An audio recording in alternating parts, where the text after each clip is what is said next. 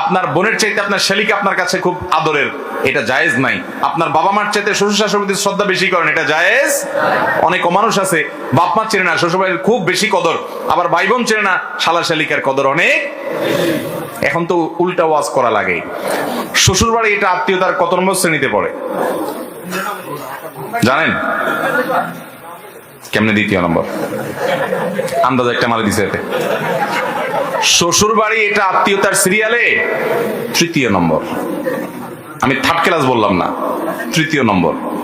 প্রথম শ্রেণীর আত্মীয় হলো বাপের দিককার আত্মীয়, বাপ, চাচা, দাদা, এরা, ফুফু, এরা হলো প্রথম শ্রেণীর ভাই বোন, সন্তান সন্ততি, মা বাপ, ওনারা হলেন প্রথম শ্রেণীর আত্মীয়, অর্থাৎ যাদের প্রায়োরিটি সবচেয়ে বেশি। এরপরে হলো দ্বিতীয়, যারা আপনার সম্পদের ভাগ পাবে না কিন্তু আত্মীয়, রক্তের সম্পর্ক আছে। তারা কারা? মামা, নানা নানি, খালা।